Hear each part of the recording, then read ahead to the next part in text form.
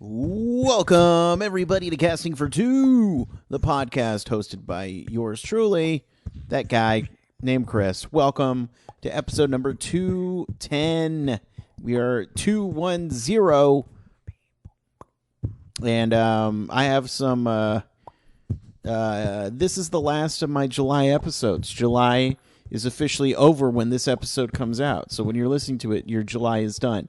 And man, oh man, has it been a wonderful month. Just the biggest month that this show has ever had. And I'm very appreciative to all the guests that came on to the podcast, all returning, all new. And it was just a fun month, and I thank everyone for it. If you'd like to keep in contact with me, you can do that at Casting for Two, both Twitter and Instagram. Remember, sign up for Comic Bento, get a monthly graphic novel subscription box to your home. Use the promo code Casting2 for $5 off. And there's my other podcast that I host with the always beautiful and lovely, and I have nothing but good things to say about her, Megan Johnson from tipsywriter.com. That's Sunday Brunch with Megan and Chris, and you can listen to that on sundaybrunchpod.com. New episodes coming in August. And yeah, I should talk about my guest for today. My guest I had on last year, it's Brooke Mason. She's a wonderful photographer, but that's not all she is. She's a hard-working businesswoman. She's Australian. That's it. That's it. That's all you need to know about Brooke. That's it. Australian photographer, hardworking businesswoman. That should be on her business cards. Brooke, if you put that on your business cards, you're welcome. No, but it was really great to catch up with her because I think she's a very wonderful person, and we had a great time chatting. But I'm going to stop talking because we need to get into this episode. So sit back, relax, and Chris, cue the music, please.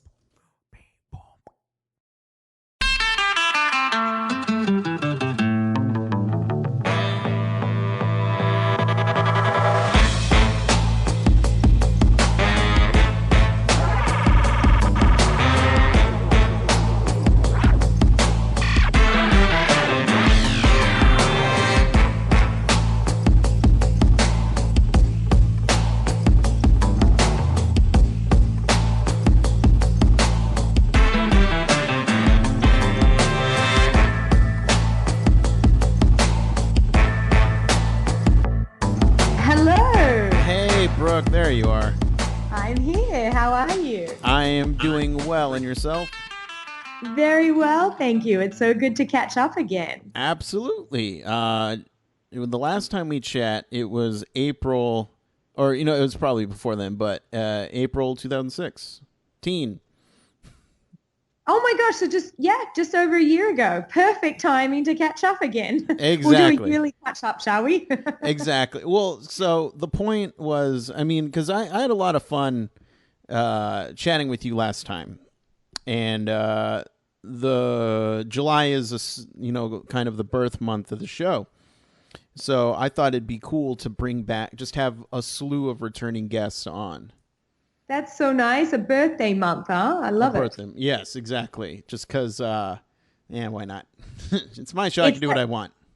I kind of like it. I have to say, Casting for Two podcast is a Leo, right? King of the jungle. There we go. July is Leo, isn't it? Yeah, it is now. I have no idea. I like that though. King of the jungle, the only podcast that is King of the jungle. Yes. Hear us roar. But how is your Avo? How's your Avo going? My Avo's doing just good, thanks. I had great brekkie this morning, and I did my spin class. Actually, I got back into spin. Love the spin class. Yeah. Such a great way to let go and start. It's just such a creative outlet for me. I don't know if other people feel that way too, but it's like this monotonous movement that just lets all the creative juices flow. Okay. But is it the aggressive spin? Like, come on, you pump it up, you better go fast because we're going up a hill kind of class? Yeah, it's pretty aggressive. Yeah. Okay. All right. Well, you got to walk out of there drenched. Otherwise, did you do anything at all? Right. See, I'd be that guy who's just like put my feet up and oh man, this is hard. That hill, ooh. And then yeah, I would come out of that class just totally not sweating. Back row. You'd be back row. Exactly. Exactly. For some reason, I've always had I want a treadmill in my office. Because I would love to do the podcast on a treadmill. I don't know how that would sound, Chris. It might sound look, like you're panting. Right. Well, I'm not saying I would go fast. I'm just saying I would love some sort of activity while I'm talking. Okay. Yeah. No, I hear you because I doodle. I have all these bits of scrappy paper on my desk at all times, little notepads. And I like getting from the hotels that you stay at. I always take their notepads. They're awesome for notes for in the office. And they end up having doodles all over them, all kinds of patterns and flowers and all sorts of things. And I don't even realize I'm doing it till the end of the day. I go, oh my gosh. And then all my pens are run out dry. So, There you go. Yeah, no, it's just because we're at an age, not you and I at a physical age, but just in general in 2017, we need something to occupy what we're doing while we're doing something. That's why those fidget cubes and fidget spinners are so popular because people, they need something to do while they're working or sitting down and just chatting or, various things. Yeah, it's the fidget things. I thought that was hilarious when I first saw that, but they're everywhere now. Yeah. I bought a fidget spinner. Oh, you did? I did because it was $5, and I was just, who cares? It's $5. And I spun it once, and I said, I don't get the appeal, and I immediately put it back in the packaging, and it's been there ever since. I don't get it. Right. Yeah, I don't really get it either. But the young ones love it, like the 8-year-old, 10-year-old, stuff like that. I don't know if it's creating bad habit. Probably is, but aren't we all creating bad habits here? Yeah. Well, you know what? It's all good. It's all good. Whatever. So for this episode, I had nothing because last episode we talked all about your origins. We know everything about you. Oh, good to know. All right, we're done then. All right, we're goodbye. Done. So this is just a general chit chat, just kind of hang out kind of episode. Oh, very cool, very cool. Well, I did open my new agency though, so that's something new that's happened in the year. We can absolutely talk about that because that was on the list. I make it act like I don't have a list of what we're going to talk about, but I have a list because I'm that good. What prompt? You're nonchalant, like it's no big deal, and then really you're super organized and strategic about everything. One of the things that I pride myself on this show is I do a lot of research, but I never want it to make it look like I do any research. Oh, I like your tactic. Thank you. All right, I'm on board. So you have this, I heard you have some sort of agency? Right. So what happened is a lot of my clients, when I do their photography, they see how meticulous and detailed that I am. I don't know, perfectionist or what do you call it, but I get really involved in every aspect of the shoot, to art directing, to what's their brand, what are we trying to do here, we have a meeting, we talk about it all. And I'm just hired as the photographer, but it's always in my best interest to do the best job possible. And so I get really into it and all aspects of it. So I had a couple of clients say, well, can you do more of this for me? Can you do the branding part? Can we talk about my marketing? Can you take on these projects? So then we started, my staff and what have you started doing like more things. We started, putting together the brand packaging and brand positioning for the companies and this and that. And all of a sudden this starts to grow.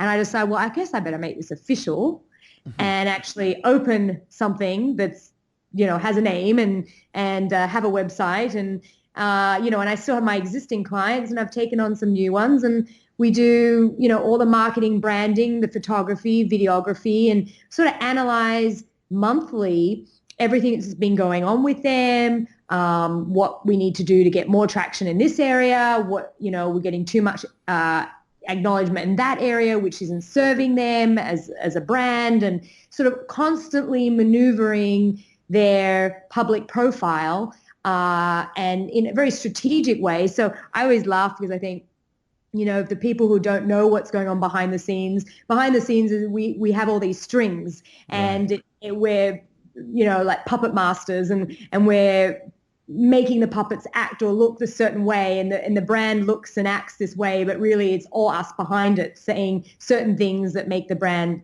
look or feel a particular way. And I say because we're actually the voice of the brand too, because we, everything that we write is with that brand in mind. It's really fun. It's really detailed and kind of gets me hungry and gets me excited for that aspect where I can get a little bit more involved than just sort of art directing and only doing photography. Right. Because last time we chatted, you were, focusing on more of the photography side. So, and it's cool to see that you are branching out into more of the business side, because that has to be, from a creative aspect going to a business aspect, that must be a little bit of a challenge. Yeah, I think I always had the business side of me. It is harder because now I do 10, 12-hour days. I mean, I'm sitting in my office and I just don't feel like it ever ends, but it's fun. I mean, we sit, my assistant and I, we look at each other and go, oh my God, it's 3:00. We've been here since 8 a.m. How is it 3 p.m.? I go have lunch, go have lunch. Like every day we're literally like, quick, we've got to eat something. My stomach hurts, because we're working right through, and it's sort of endless when it comes to this creative marketing, branding, and you're constantly searching what other people are doing and where does our placement go? Where does this brand lie? The interaction with the public and how they're responding to it. It's really fascinating, actually. I mean, and I do have a university degree, and so maybe that's coming into play now. Right. I'm not just the photographer now. I'm actually using some of those degrees I have.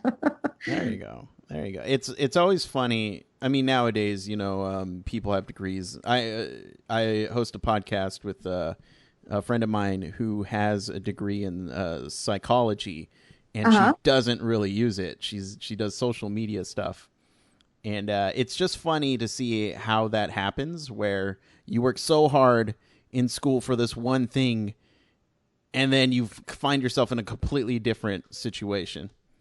Totally. But that, I guess it's all worth it. I mean, I always think to myself, like, was it worth it to get all the degrees? And I'm a sort of advocate where I don't think everyone has to do that. Mm-hmm. That's not for everyone. I believe that, but I did. And there's some, I guess there's good that comes out of it. I don't particularly directly use it, but if you're going to be a doctor or something, there's no choice. So. Right. Nah, I'm just gonna fall into the doctor business. It'll be fine. Well, I mean, who knows in some of these other countries? Yeah, you've heard those weird scams and things that people cut people open. They have fake surgeon license and stuff like that. Right. Yeah. See, now I want to go into the business of making the fake surgeon licenses overseas. I think that'd be a pretty lucrative business. I mean, it would be very lucrative until you get caught. That's right. Yeah, I don't. But OJ is getting out of jail soon, so I think now would be a good time to go into jail. You read my mind. I was going to say, but you know what? You could do 9 years of changing yourself and being good behavior, and you just, as soon as you get in jail, I think you just turn into this godly good behavior person. Right. And I don't have to worry about rent, food, water, clothing. It's all there for me. Yeah. You can make license plates, right? You know what? Jail is sounding better and better the more we talk about it. Get creative with the spelling of the... And plus, you can get a degree in jail. Yes, I heard you can. Yeah, yes. Yeah, I could be a doctorate. Why not? I can actually get my medical license in jail. You could come out of there and be a surgeon and, open people up for some reason. Yeah. If I was a patient of a surgeon and right before they cut me, they say, "Oh, I've been to jail," I don't think that would go too well. Okay, this reminds me of a date story. Can I tell you a really crazy date Oh my story? gosh, I wish you would. Okay, so I actually met this guy who's sitting in a coffee shop across from me, Hmm. and he's nice looking and what have you. So I would say this is a couple of years, oh, maybe 2, 3 years ago now. So he asked me out. I said, okay. But I said, I'll go for lunch with you one time because, Yeah. that's safe. Lunch. Yes, So we went lunch for date lunch. safe. Yeah. Yeah. We had a good time, whatever. It was fine. So then he asked me for dinner. So, okay, good. Pass the lunch date. We'll get to dinner. So we go, he says, then we're texting back and forth about what time for dinner. And I said, well, I probably wouldn't be able to finish, can we say like 7:30 or 8? But he kept pushing for 6:30. But who has dinner at 6:30? I mean, he's a Right. head special or something. I don't know. So anyway, he compromises, okay, 7. Anyway, I didn't think much of it. We go for dinner. And towards the end of dinner, he says, look, I have to go. I'm on a curfew. Oh. And I was like, what? What do you mean? Yeah. You don't look like a teenager. What do you mean curfew? And he said, well, I have to tell you something. I'm wearing an ankle bracelet. Mm. And I go, a what? Yeah. A what? So I guess he'd been in jail for something. He'd been 11 years in jail. Oh. I don't know, some auto theft. I don't know. I was like, okay, I would have to get too into it now. But, I was like, what a shame. That seemed like good potential. Right. Wow. Yeah. And he's curfewed at 9:30 p.m. So he has to be back in his house by 9:30 p.m. at night. Yeah. And so how many dates after that did you go out with him? No, there wasn't a day after What? that. Come on. He's good No. material. There was not. But he did get very attached and he kept like trying to text me and stuff. And then, I did the right thing that any girl should do and did a background check and to figure out a bit about him. And then I found his other phone number. Isn't this bad? I'm admitting this. I found his other phone number through the background check and I texted his other phone number and said, no, I don't want to see you anymore. And he wrote me back, how'd you get this number? And then that was it. Oh my gosh. I mean, you were a detective. Well, if you find out after 3 times of meeting someone that then they didn't tell you that they have an ankle bracelet, I think you want to do a little detective work, Right. Yeah, that's at least first date conversation. Like, look, I wear this ankle bracelet, I didn't do any, some explanation. Yeah, I guess it's not the way to pick up the ladies, though, is it? You can pick up a certain type of lady with that, sure. Yeah, yes. But I don't know if it'd be your type of sitch. Yeah, no, maybe not. I don't know. But yeah, 11 years is some serious. Actually, I don't think he told me 11 years. I found that out in the background check. But yeah, 11 years. Yeah, that's some serious time. So he did something worse than OJ then. Yes. Well, yeah. Do you know that's funny? They say that 9 years was longer based on what he did, but they added more on. Is that correct? They added more on because of what he never got accused for or got sentenced for. No, I don't think the second part is true. Because in the American judicial system they can't do that. But I think he got the appropriate amount of time because he actually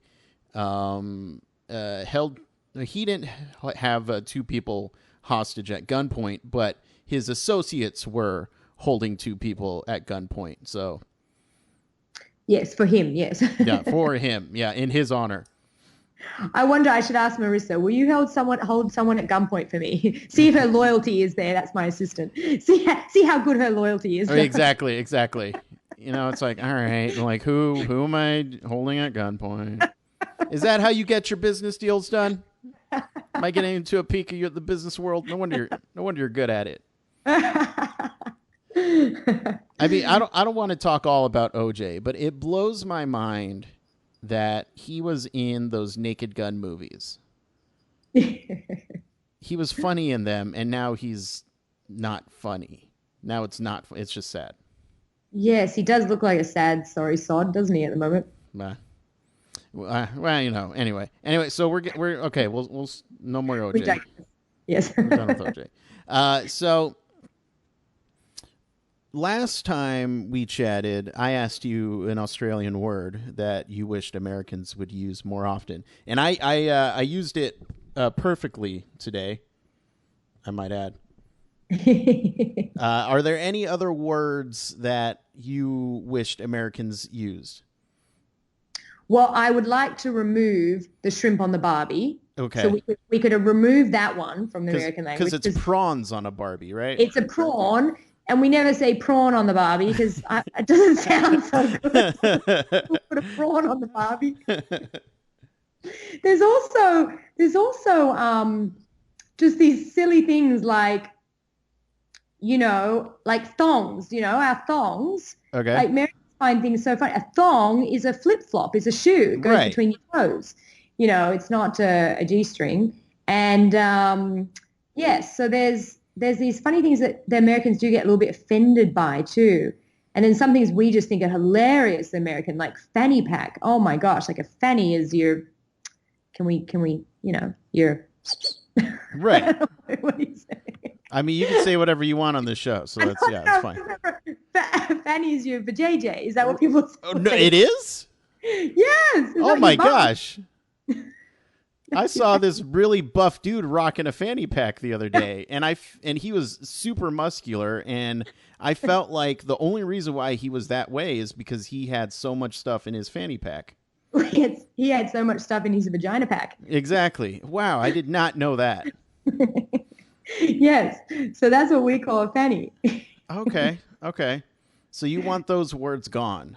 We could remove them. Yes. Okay. All right. Now, I will say, growing up Mexican, we never called thongs, flip-flops thongs. That was just not in our language. We called them chanclas. Okay. So you don't have to worry about that with the Mexican culture. We get it. Okay. Yes. I'm trying to think of other words. The problem is I go back and forth, and I've been here so long that it's hard for me now. It's sort of like an integrated mishmash of my language. Right. It's like a little bit American, a bit Aussie, and just like, and I don't know, some in between language I've made up myself or something. Right. I'm sure there's one. Because sometimes when I go back to Australia, I was there just in, what was that, April? Oh, yeah, around April time, Easter. And my dad looked at me a little bit funny a couple of times. He said, what?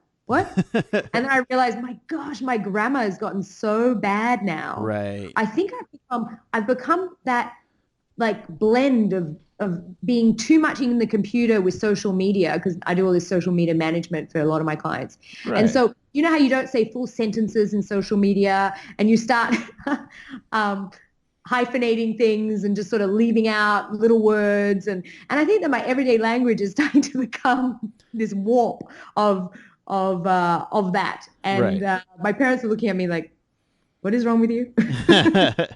You say all your words. Yeah, I can't do an Australian accent. I'm sorry. Yes, but you know what I mean, though? These people, right? Because in social media, you don't really put the little words. You don't put a or the. You just put. Well, I can't think of an example. You would come up with an example, no, right? Honestly, I can't, because I'm one of those losers that is just hearing about this. I use full words. I can't. You use full sentences? I use full sentences, and what drives. You're not with the times. I'm not. I'm absolutely not. I can't stand when people say okay. I have to spell out okay, O-K-A-Y.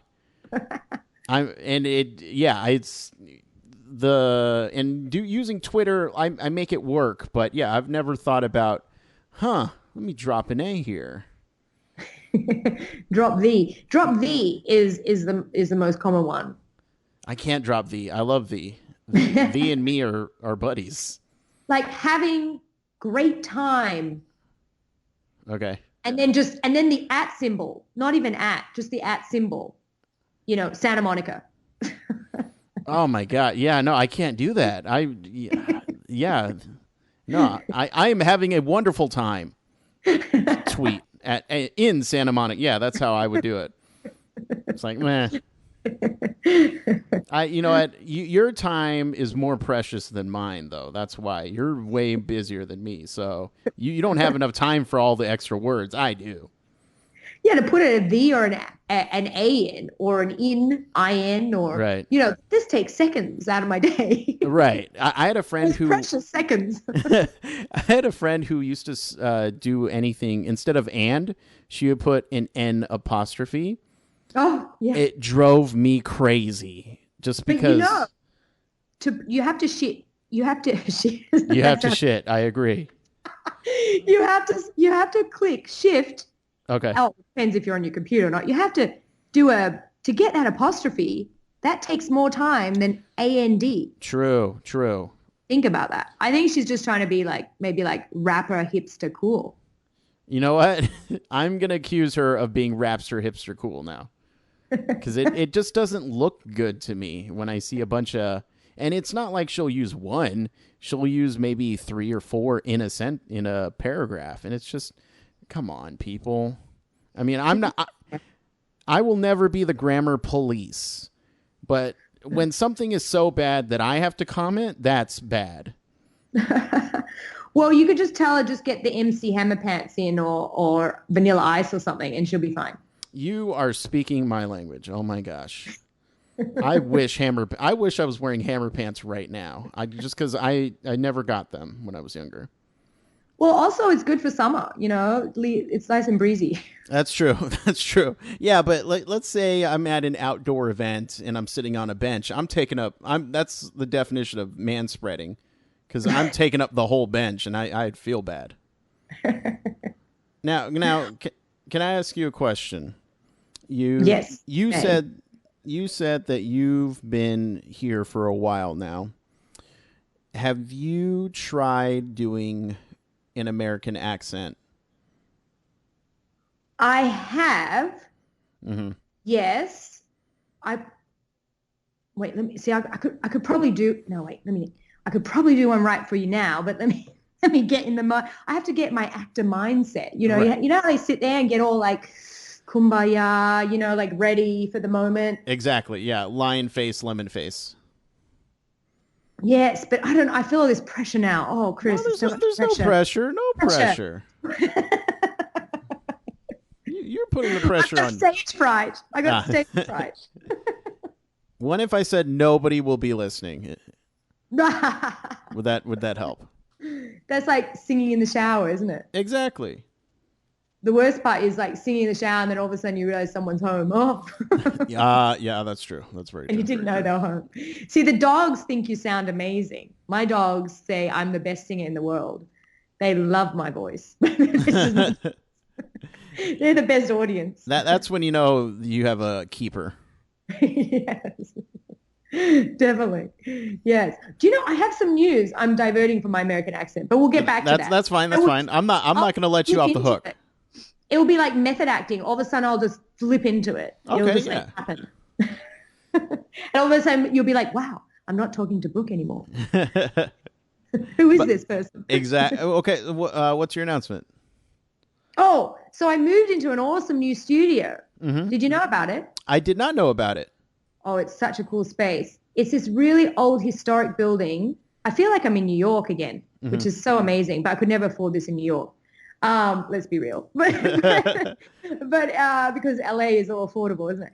But these huge windows, red brick, 20-foot ceilings. I mean, it's just coolest space. Anyways, I'm in Pasadena. Mm-hmm. And so the building was built in the 1800s. Anyway, I was here late one night and I got all spooked out thinking that might be haunted. Right. And then my camera, I have cameras in the studio. So I left mm-hmm. and I thought, it was I think it was 10 o'clock at night or something. Anyway, I was on a project and, I was back late working. And I left and I was rushing down the hallway going, oh gosh, it's 10 o'clock at night in this 1800 building. Oh my gosh, 1800s. And then my phone, after I left and I put the alarm on, the phone beeps up saying that there was activity in my studio, mm-hmm. That shows when there's activity. I was like, oh my God, I got all freaked out. I was like, oh, it's haunted. My studio is haunted. So I open the app and I have a look and I see this bit of white thing go across, like flash across the screen. Yeah. And that was what it was. And I thought, oh my God, it's a ghost. It's a ghost. So then I was convinced that I had a ghost in my studio. So then I looked closer and realized because it flew back again, it was a little bug. There we go. There we go. But I was convinced that it was haunted. I don't blame you on that one. Whenever I'm in a home by myself and it's, a 2-story house, I always get a little weirded out because I feel like somebody's in the house with me. So well, I hear you. Yeah, yeah. So, but anyway, Pasadena is an interesting place. Mm-hmm. It's different to West Hollywood. I'm used to West Hollywood, which is really, what's the best way to put it? Just really artsy and sort of whatever goes pretty much. And Pasadena is this beautiful community. It's with beautiful homes and trees. It's really lovely. But the people are different to West Hollywood. So, when I walk out and I've just finished a shoot or something, I'm in my bow tie. Yeah. Goodness, the stares I get. It's so funny. I even had one of my neighbor's sons or something, write on my Instagram some little nasty message, what? Your bow tie is dumb. And I was like, oh, yeah, okay, you could write something better than that. But right. First of all, you're using too many letters. I've gone on record by saying I absolutely love your bow ties and all the ties that you wear. Thank you. And, a lot of people don't know this, but it's an ode to back in the English days, in the old English days, maybe like the 30s and 40s or what have you, even in the 1800s, women, when they were journalists or they went to work or what have you, they used to wear suits and ties and bow ties. Mm-hmm. So my ties and bow ties are an ode to that period. To me, it's like my work attire. This is my uniform, and I have fun with it. That's great. And when I was shooting a short film not too long ago, one of the roles, I had a woman salesman in it, and I said, you know what? She's gonna wear a tie because I want to see that. And the actress, God bless her heart, she hated wearing it. She was trying to avoid it at all costs. And I said, nope, you're wearing a tie. Oh, well, that's unusual on her part. I think she would have been like, this is cool, and embrace it. No, she was a dress gal. That's why. Oh, I see. Yes. But it still looked good. Look, I don't mind a dress. A dress is fun, but I probably wear pants more often. But yeah, a dress is fun. Sometimes I feel like when I'm wearing a dress, it's like I'm acting. Okay, yeah. And this is where I put on the American accent. Okay. Hello. Hi, Chris. Yeah, I'm American. Is this an American accent? I don't know. That's weird. Yeah, that's weird. Oh, see, I told you I had to get into the moment. It just didn't happen. Just didn't happen this time. I didn't get the job. I mean, I felt it. I felt the presence of the American in it, and it threw me off guard. Did you forget you were talking to me on the phone? A little bit, yeah. Who's this? Oh, it's not Brooke. Yeah, I thought it was your assistant. Okay. Because I've never heard her, so I don't know what she sounds like. She could have sounded like that. Well, she claims she sounds like Minnie Mouse. Oh, okay. All right. Interesting. But I don't really think she sounds like Minnie Mouse. Is that a good thing or a bad thing? I don't know how to react to that. I'm not sure because we were putting together a video series for a client of mine and I needed a voiceover. Mm-hmm. And I said, look, you can do the voiceover. You have an American accent. She said, no, I sound like Minnie Mouse. And I thought, oh. And I thought about it for a while. I said, well, maybe like Minnie Mouse's cousin or something. There we go. Anyway, needless to say, I did the voiceover. So they have an Aussie voiceover. Is it? I hope it's an American product or thing. No, they liked it. They asked, all right. Would you want American or what mine is okay? They said, oh, they actually liked it. They thought it was good. Okay, so fine. But I had to learn all this lingo, all this sort of medical lingo. Oh. It was client of mine. Oh, goodness.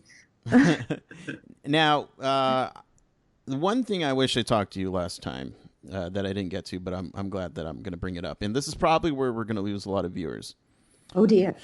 But I want to talk technical aspect with you. Okay. because I'm a camera guy. I love cameras. I've sold cameras. I have a lot of respect for cameras. You use a couple different types, but mainly I see you rocking the Canon and the Leica. Yes. So my 1DX is like my baby. I don't know. It's funny how it feels like a different limb, doesn't it? Like it's attached to you, which in some ways I kind of wish it was, because then maybe it wouldn't be so I get like RSI after. No joke. On Friday, I don't know how many looks we banged out in this shoot. But after the shoot, because we were going one after the model, after a model, after a model, and really I didn't put the camera down, like barely. Right. After the shoot, the camera came out of my hand and my hand was still in the same position as the camera. And I was like, oh, I had almost like cracked the fingers straight. Oh, geez. You got to work those fingers. No, but it's all good. It's all good. I love it. And so 1DX, I just really like that camera. I've worked with a lot of different cameras and it's so fast. And should we plug Canon? Canon sponsorship. I mean, you can't. Like, I mean, I don't want to make you mad, but I'm a Sony guy. No, it's okay. I was doing subliminal messaging underneath it. Canon, Sony, Canon, Sony, Sony, Canon, Canon, Sony.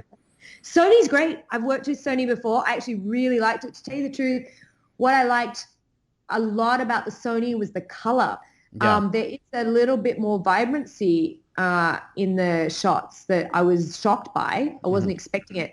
I used a Sony for a New York shoot one time, and I was kind of like, I have to say, I was a little bit like, oh, really? Right. And then afterwards, I was really impressed. They're very vibrant. The colors were sharp. I think that's the biggest difference I noticed. The Canon, what I found the best thing about that was, what I like most about it is because it's quick and low light. It's very good in low light. Mm-hmm. I mean, you can push it. I push it to the max sometimes, and it really comes through for me. Hasselblad, the issue I have with that, it's really a portraiture camera. And if I'm trying to do anything with movement, it's just not, it's a little bit slow. Mm-hmm.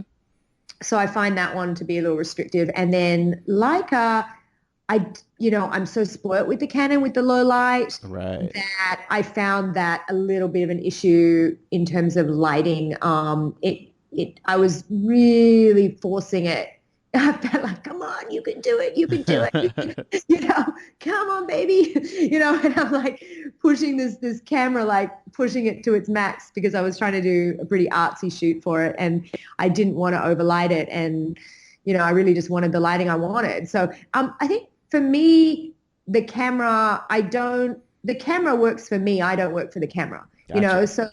So I look at the cameras as a tool to get what I want. I have an image in mind, a visual of what needs to happen, and that's all prepped mm-hmm. quite extensively. And then the camera is the tool to get me what I need. And so I think with the 1DX, what I found is it just gets the job done faster for me. And you know how it is, like on set and everything, you're on such tight time constraints.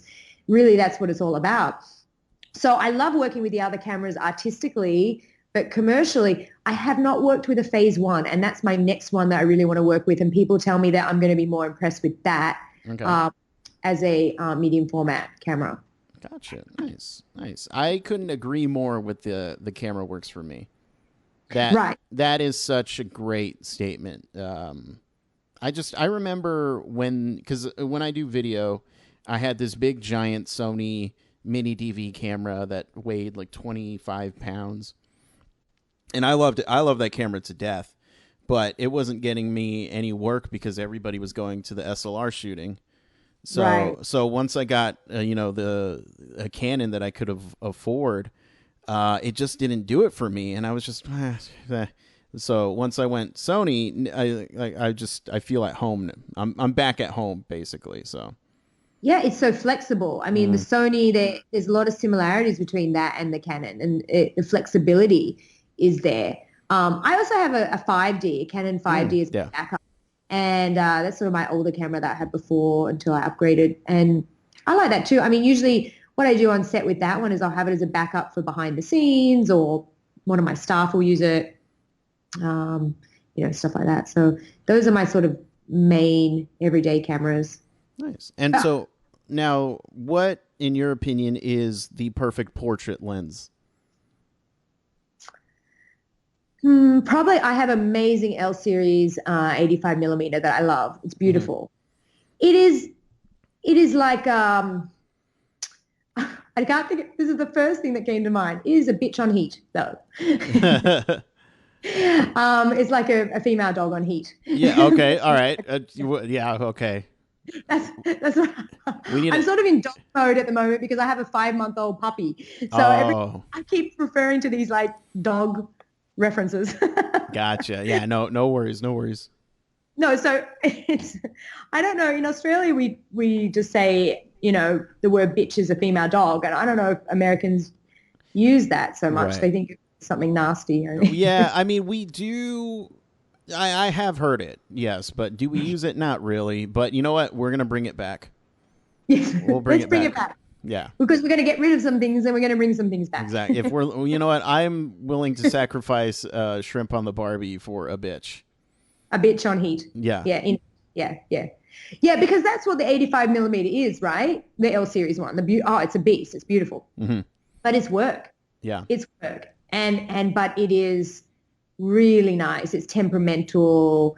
It's sensitive. It's a little bit unpredictable, but the results are really spectacular. So, I tether. I use tether tools for like a lot of my things, and I tether to my computer, to and also I have an iPad, and I like to see the differences actually between the iPad and the computer, what have you. Yeah. And so I need to do that with the 85 millimeter because I can't just go by instinct like I can with some of the other lenses. This lens is really picky. Right. Yeah, so that would be my favorite portrait lens, but again, it's a little bit more work. Right.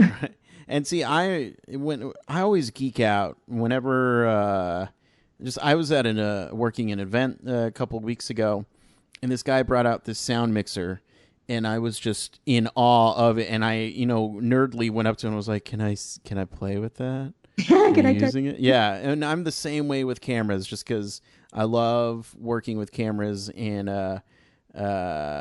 it's I very rarely see it nowadays that people are using their smartphones, which they have their function, but I have no problem debating people when they say, "Oh, my smartphone takes better pictures than my professional camera." It's like, yes, well, that is a weird concept that people are. I don't know what that is. Yeah. That is a weird concept. People are saying those things. They're kind of saying, they're saying like, what's the difference between a photographer these days? Because everyone can get a camera. But if you see, a photographer is not someone who takes pictures. Right. That is not a photographer. A photographer is someone who you have something in mind that you need to produce, and it's a carefully curated art-directed experience to create an image to portray emotions or some advertising direction or whatever it is. It's not, I'm a photographer, I take pictures. That's not really what a photographer does. It's a carefully curated experience and job, Right. And you have to wear bow ties. Yes, if you wish to. Like No, you have to. That's part of the requirements.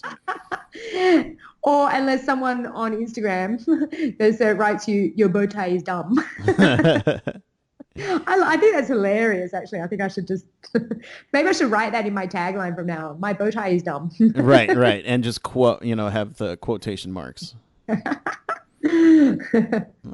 Brooke, I feel like we've had a lovely time chatting.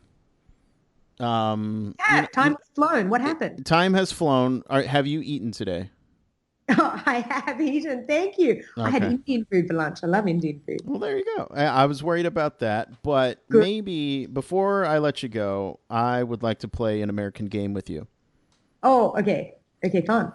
So there's this game that I play. It's called, I like to ask rapid questions, but I don't want you to feel like you have to answer them rapidly. So I call them leisurely rapid fire questions. Okay. So, as a person who travels a lot, what do you think of when you see a travel pillow on a plane? Lice. Okay. Wow. I've never had that. That's good. That's good. That's good. I don't know. Is that bad? I don't want someone. No. This is the first thing that pops in your head. Well, I'm that person that takes the little wipies. I wipe down that dirty crap sorry for everyone else out there, but you should wipe down all the residue from everyone else's gunk on the. So I take my little 99.9% germ-free wipies and wipe down the area. No, I agree. I completely agree with that.